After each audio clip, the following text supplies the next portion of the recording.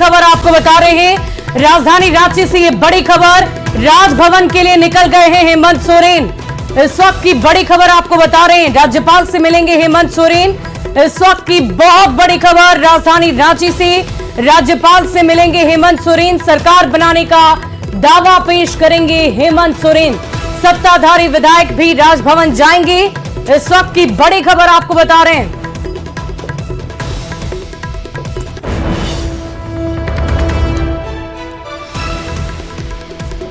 तो सीएम चंपाई सोरेन ने इस्तीफा दे दिया है। ये बहुत बड़ी खबर राजधानी रांची से इस वक्त की सामने आ रही है।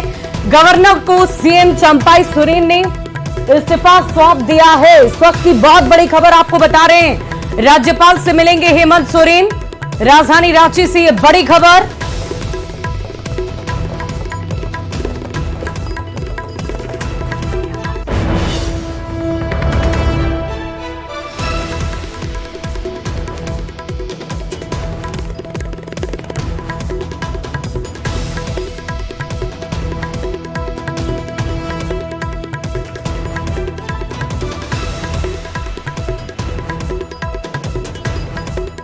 राजधानी रांची से ये बड़ी खबर आपको इस वक्त की बहुत बड़ी खबर बता दें। सरकार बनाने का दावा पेश करेंगे हेमंत सोरेन। सत्ताधारी विधायक भी राजभवन जाएंगे। और इस पूरी खबर की अधिक जानकारी के साथ न्यूज 18 संवाददाता अविनाश हमारे साथ फोन लाइन पर जुड़ गए। अविनाश, क्या कुछ जानकारी है? हम तस्वीरों के माध्यम से देख पा रहे हैं, गाड़ियों का काफिला भी निकलना शुरू हो चुका है। चंपाई सोरेन ने इस्तीफा दे दिया है। ये बहुत बड़ी खबर इस वक्त अपने दर्शकों को बता रहे हैं। जी अविनाश। पहले ही सीएम आवास से मुख्यमंत्री का काफिला जो अगर हम कहें, पहले तो अपने आवास गया था और अब जो जानकारी आ रही है उन्होंने इस्तीफा भेज दिया है। लेकिन हेमंत सोरेन यहाँ पहुँच चुके हैं और हेमंत सोरेन अपने समय से पहले की अगर हम बात करें तो वो यहाँ पहुँचे। पहले जो जानकारी आ रही थी कि 7 से 7:15 बजे के बीच सभी लोग निकलेंगे, लेकिन समय से पहले ही वो सीएम आवास में जो बैठक चल रही थी वहाँ से निकलकर सीधे यहाँ राजभवन पहुँचे हैं। और दूसरी बात ये भी बता दें कि जो सत्ताधारी दल के विधायक हैं वो भी यहाँ पहुँच रहे हैं। तो थोड़े से समय की बात है और उसके बाद ये देखना होगा कि जो दावा पेश के लिए आए हैं वो दावा पेश करने के बाद कितने वक्त के बाद शपथ के लिए बुलाया जाता है। और इस वक्त हमारे साथ दिवाकर तिवारी भी जुड़ गए। एक बार फिर से उनका भी रुख कर लेते हैं। दिवाकर जी, बहुत बड़ी खबर इस वक्त की। अब क्या कुछ आगे होने वाला है? चंपाई सोरेन ने इस्तीफा दे दिया है। अब आगे क्या कुछ कार्रवाई होगी? राज्यपाल के पास जाने के बाद हेमंत सोरेन की तरफ से भी क्या कुछ बातें रखी जाएगी? क्या होगी पूरी प्रक्रिया? देखिए, चंपाई सोरेन ने अपने इस्तीफे की कॉपी भेज दी है राजभवन को।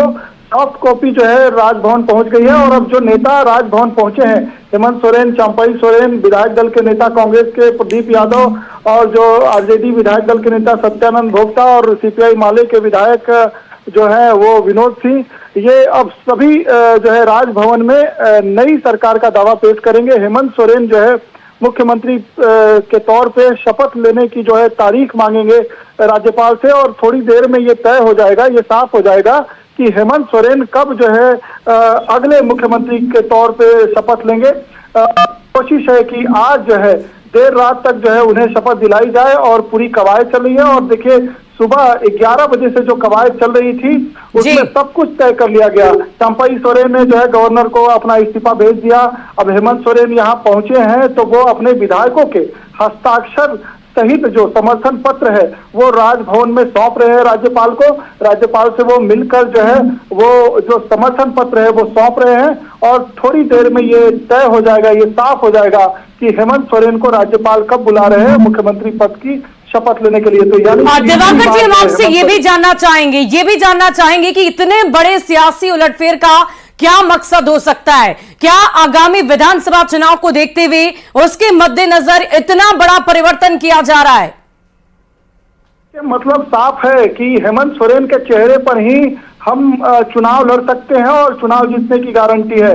यानी कि 2019 में हेमंत सोरेन ने जो अपने गठबंधन के विधायकों का आंकड़ा 50 से पार पहुंचाया था, तो अब गठबंधन में शामिल सभी दलों को ये भरोसा है कि हेमंत सोरेन के चेहरे पर ही आप चुनाव लड़ सकते हैं और जीत जो है हेमंत सोरेन के चेहरे पर ही मिल सकती है। तो ऐसे में हेमंत सोरेन जबकि लोकसभा चुनाव का नतीजा आया और जब सीटें बढ़ी और जो ट्राइबल के लिए आरक्षित सीटें हैं, आदिवासियों के लिए आरक्षित 5 की 5 सीटों पर जीत मिली, तो अब जो है लगता है कि एक कॉन्फिडेंस आया है कि हम जिस तरीके से लोकसभा में हमारी सीटें 2 से 5 हुई, तो हम जो है सत्ता में अपनी वापसी कर सकते हैं, हमारी जो है सत्ता बरकरार रह सकती है, 2024 का हम मैदान जीत सकते हैं। तो अब यहाँ से जो लड़ाई है वो 2024 की लड़ाई है। यानी कि 2024 को लेकर लड़ाई शुरू हो चुकी है। एक जानकारी आपसे ये भी लेना चाहेंगे, क्योंकि चंपाई सोरेन इस वक्त मुख्यमंत्री के पद पर थे, उन्होंने इस्तीफा दे दिया है।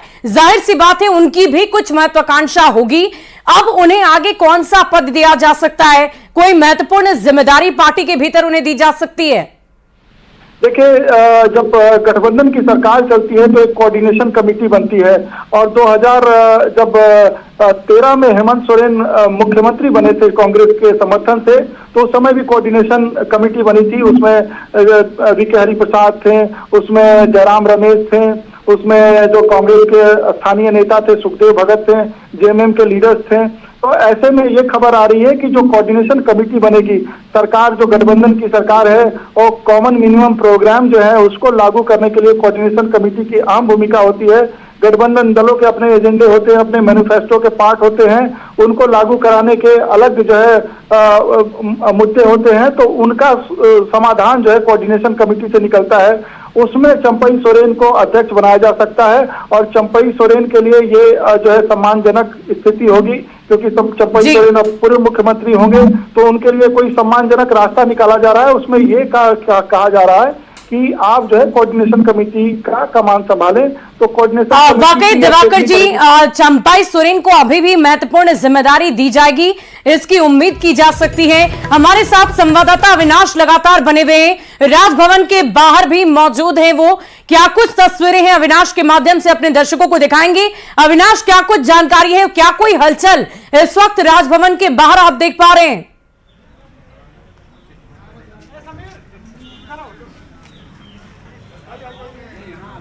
अविनाश, अगर आप तक मेरी आवाज पहुंच पा रही है तो क्या कोई हलचल इस वक्त राजभवन के बाहर? क्योंकि हम तस्वीरें लगातार अपने दर्शकों तक पहुंचा रहे हैं और यही वो तस्वीरें हैं जिसमें आप देख पा रहे होंगे राजभवन तक गाड़ियों का काफिला पहुंचा। चंपाई सोरेन की तरफ से इस्तीफा दिया गया, राज्यपाल से हेमंत सोरेन की मुलाकात होनी है। ये बहुत बड़ा सियासी उलटफेर झारखंड की सियासत में देखने को मिल रहा है।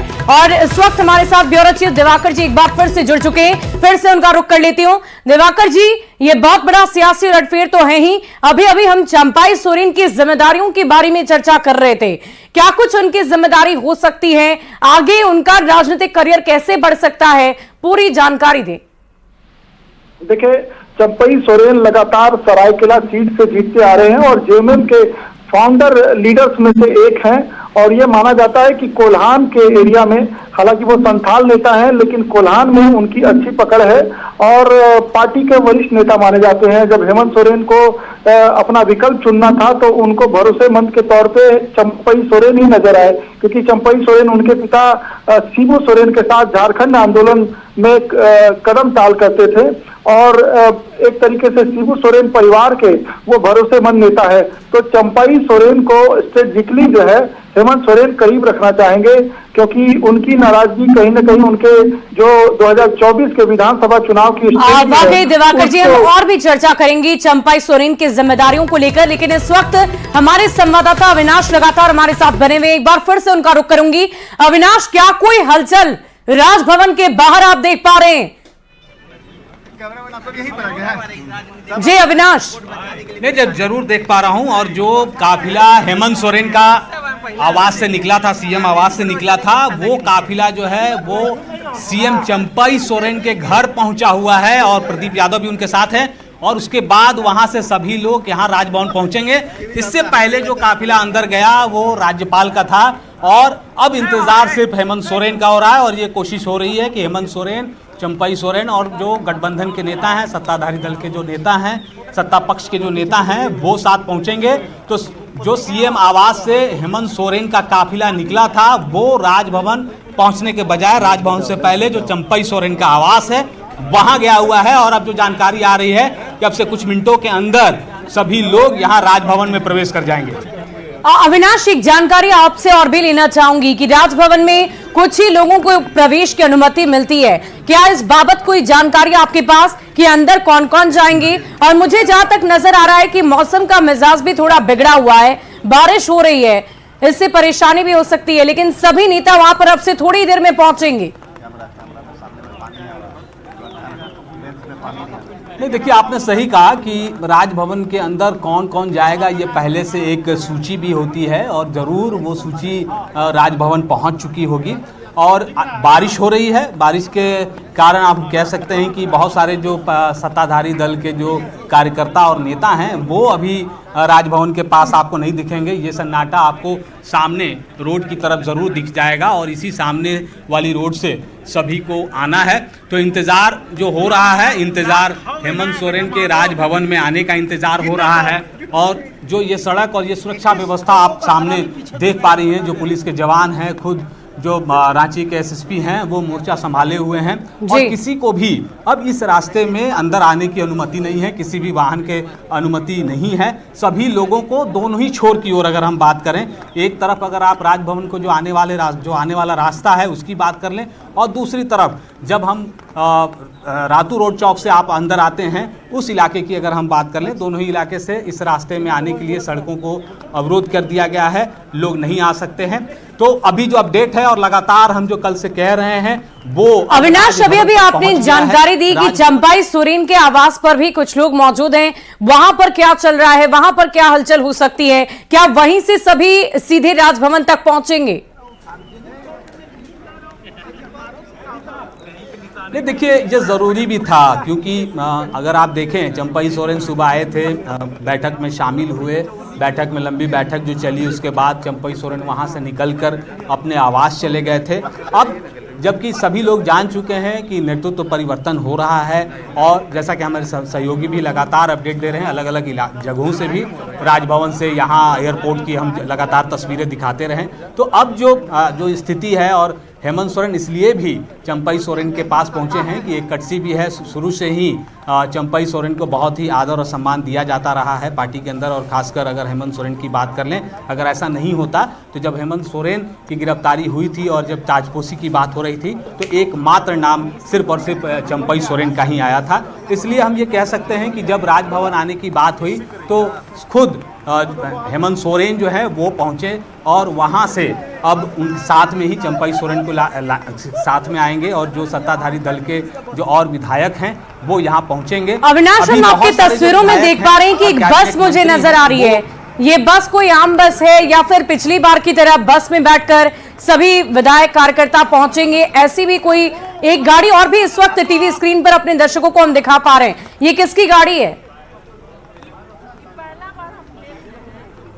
नहीं, देखिए ये राजभवन की गाड़ी थी जो इस वक्त राजभवन के मुख्य द्वार से अंदर गई है और जिस बस की आप चर्चा कर रही हैं उस बस पर जो है वो पुलिस के जवान तैनात हैं और सुरक्षा के लिहाज से पुलिस के जवानों को इस इलाके में लगाया गया है क्योंकि घंटे घंटे में जो तस्वीरें बदली और पल पल बदलती हुई तस्वीर के बीच जो तैयारियां थी, जब 7:30 बजे के समय की जानकारी आई उस हिसाब से जिला प्रशासन ने भी अपनी तैयारी शुरू कर दी और जो हम दिखा पा रहे हैं लगातार जो पुलिस के जवान हैं और जो पुलिस के पदाधिकारी हैं वो मोर्चा संभाले हुए हैं। और जैसा कि मैंने कहा कि इस वक्त जो नज़रें हैं और कैमरे की नज़र के साथ साथ लोगों की जो नज़रें हैं वो सिर्फ इस बात पर टिकी हैं कि जब सामने से जो गाड़ी आएगी उस गाड़ी में ये देखना होगा कि हेमंत सोरेन के साथ क्या। वाकई अविनाश, सबसे पहले वो तस्वीरें अपने दर्शकों को आपके माध्यम से हम दिखाएंगे, थोड़ा और इंतजार कर लेते हैं। इस वक्त हमारे साथ ब्यूरो चीफ दिवाकर तिवारी लगातार बने हुए, एक बार फिर से उनका रुख करूंगी। दिवाकर जी, आज ये इस्तीफा हुआ, अब हेमंत सोरेन राज्यपाल तक पहुंचेंगे, राजभवन जाएंगे, क्या शपथ ग्रहण करने की भी तारीख आज ही तय हो सकती है या अभी ही शपथ लिया जा सकता है? क्या ऐसी भी कोई जानकारी आपके पास? किसी भी हालात में हेमंत सोरेन चाहते हैं कि आज ही शपथ ग्रहण समारोह हो और उनको मुख्यमंत्री पद की शपथ दिलाई जाए। ज्यादा से ज्यादा अगर गवर्नर आज का दिन मुकर्रर नहीं करते हैं तो संभव है कि कल जो है हेमंत सोरेन शपथ ले सकते हैं। लेकिन अब जो है एक प्रक्रिया खत्म हो चुकी है। चंपई सोरेन ने अपने पद से इस्तीफा भेजा है।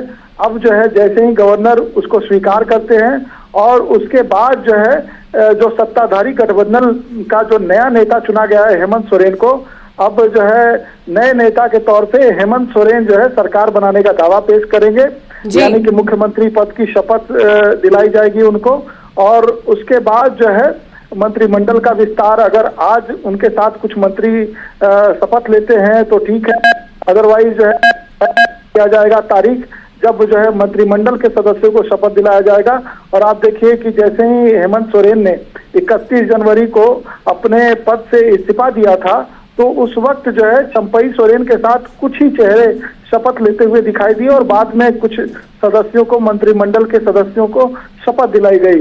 तो ऐसे में ऐसा ही हो सकता है कि हेमंत सोरेन को पहले शपथ दिलाई जाए, उनके साथ कोई चेहरे हों, कुछ चेहरे हों जो शपथ लें।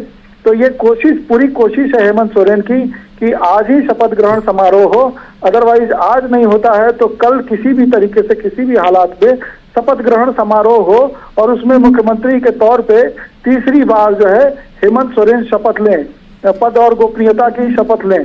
तो अब बाकी दिवाकर जी, एक और सवाल हमारे आम दर्शकों के जहन में भी होगा कि कानूनी प्रक्रिया लगातार चल रही थी, जेल में बंद थे हेमंत सोरेन और अब सीधे वो मुख्यमंत्री पद की शपथ लेंगे। इस बीच जो प्रक्रिया चल रही थी, क्या वो अब रुक जाएगी या आगे जो कानूनी प्रक्रिया जारी है वो अलग से चलती रहेगी?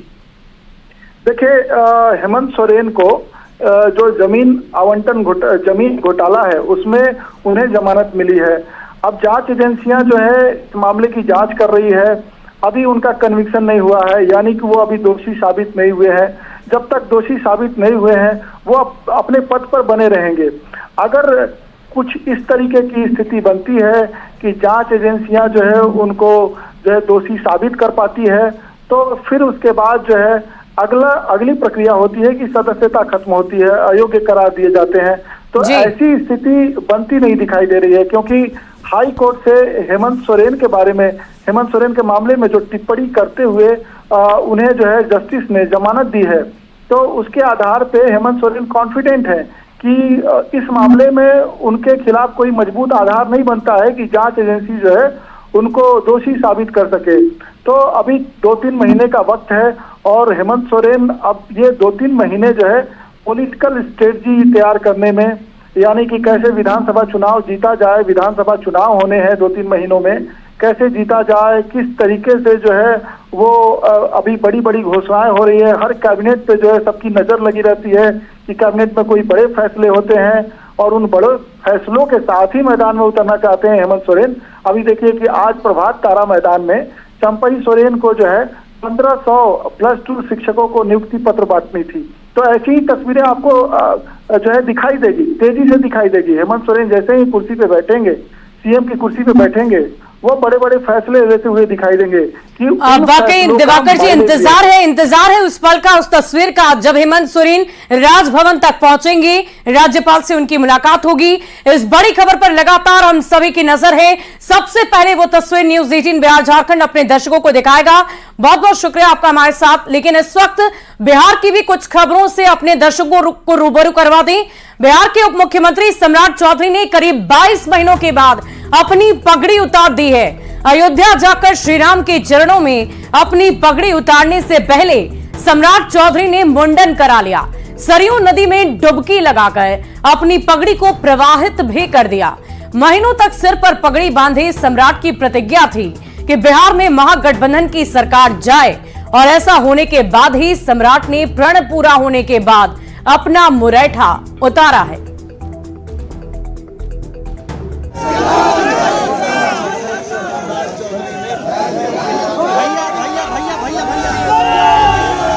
बिहार के डिप्टी सीएम और बीजेपी के प्रदेश अध्यक्ष सम्राट चौधरी ने बुधवार को अयोध्या जाकर प्रभु श्री राम की जन्मस्थली में अपनी पगड़ी उतार दी। करीब 22 महीने बाद सम्राट चौधरी ने अपनी पगड़ी उतारी। इससे पहले सम्राट ने मुंडन कराया, सरयू नदी में स्नान किया और मंदिरों में जाकर भगवान की पूजा अर्चना की।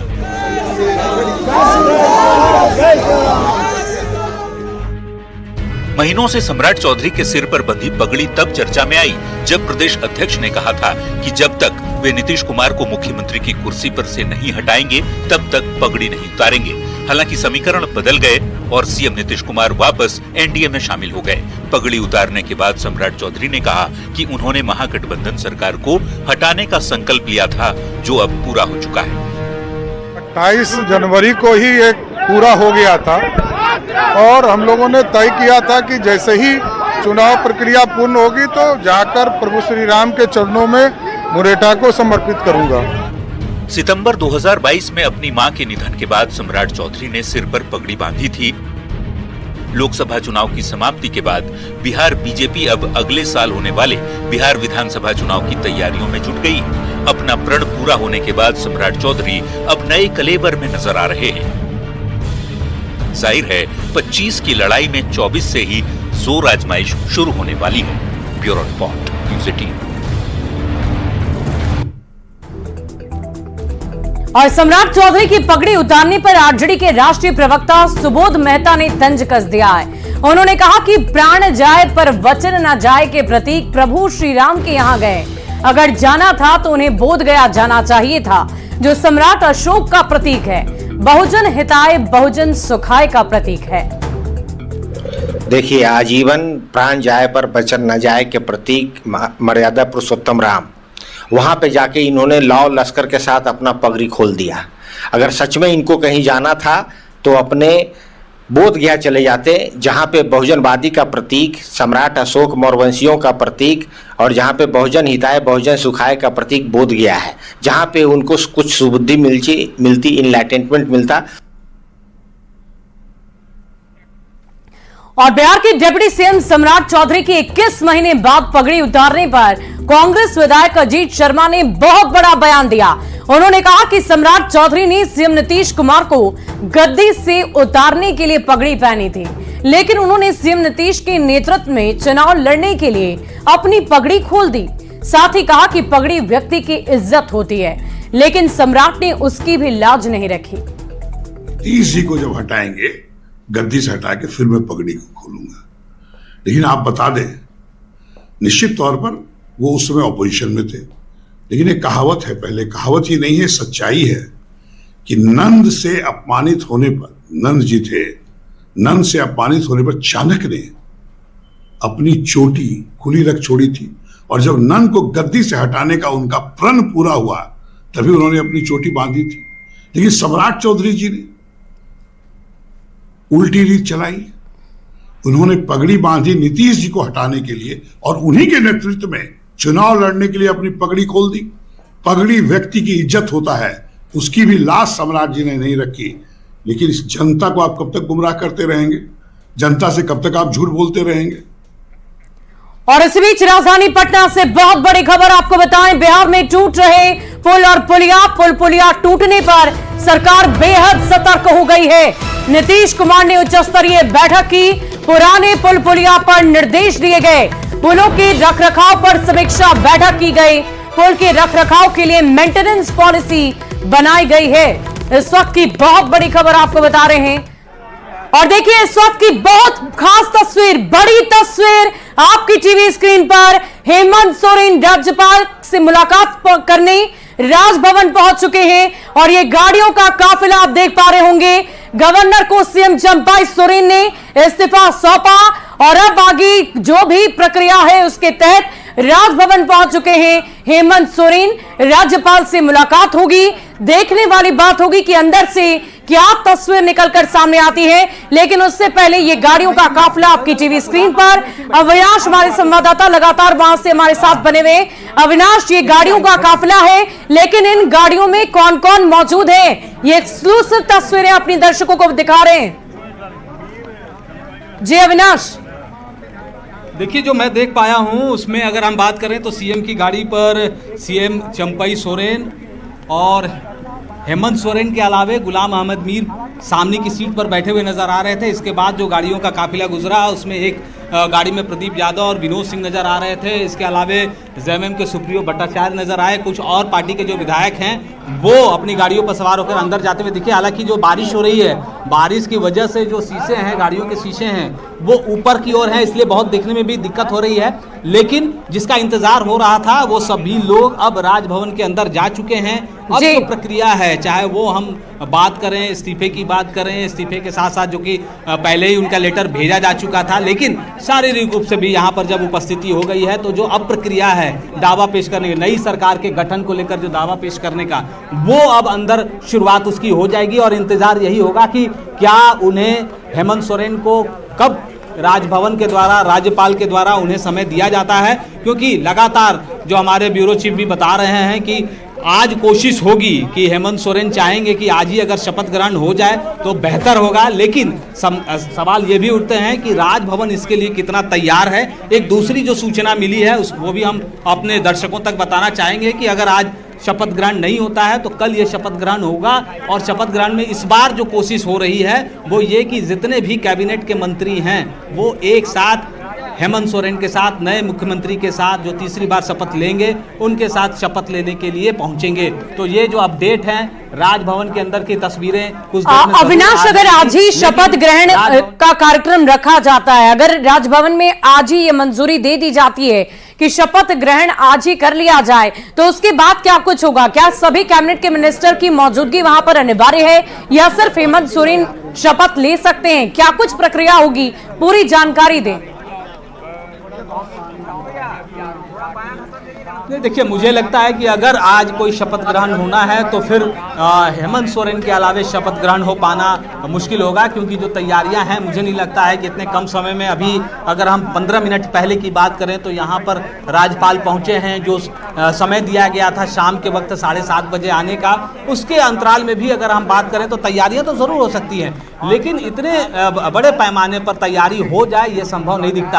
हाँ, ये बात ज़रूर है कि अगर राज्यपाल सीपी राधाकृष्णन अगर तैयार हो शपथ ग्रहण के लिए तो हेमंत सोरेन के साथ 1 से 2 मंत्री शपथ ले सकते हैं। हालांकि हम बार बार ये कह रहे हैं कि ये इतना आसान नहीं है, लेकिन जो अगर ऐसा कोई संभव हो पाता है तब की हम बात कर रहे हैं। ऐसा अगर नहीं हो पाता है तो कोशिश ये होगी कि कल शपथ ग्रहण हो और भव्य तरीके से हो, सभी लोग उसमें एक साथ शपथ लें, ये कोशिश होगी। जेएमएम के एक बड़े नेता से भी हमारी जो बातचीत हुई है, उन्होंने भी इस बात को कहा है कि आज शपथ ग्रहण हो पाना थोड़ा असंभव लगता है। लेकिन जब राजभवन के अंदर सभी लोग पहुंच चुके हैं और ये इंतजार हो रहा है कि राज्यपाल के पास दावा पेश करने के बाद ये कहा जाएगा कि वो चाहते हैं कि शपथ ग्रहण जल्द से जल्द हो, तो देखना होगा कि राज्यपाल की तरफ से कब मौका दिया जाता है। वाकई अविनाश, ये देखने वाली बात होगी कि ये मौका कब दिया जाता है। लेकिन इस वक्त की बहुत ही एक्सक्लूसिव तस्वीर अपने दर्शकों को हम दिखा रहे हैं और अब तक क्या कुछ हुआ है इसकी पूरी जानकारी भी अपने दर्शकों को हमने दी। चंपाई सोरेन ने इस्तीफा दिया और उसके बाद ये राजभवन की तस्वीर अपने दर्शकों को दिखा रहे हैं। हमारे संवाददाता संजय भी लगातार हमारे साथ फोन लाइन पर बने हुए। संजय, ये बहुत ही बड़ी सियासी उलटफेर की तस्वीर अपने दर्शकों तक पहुंचा रहे हैं।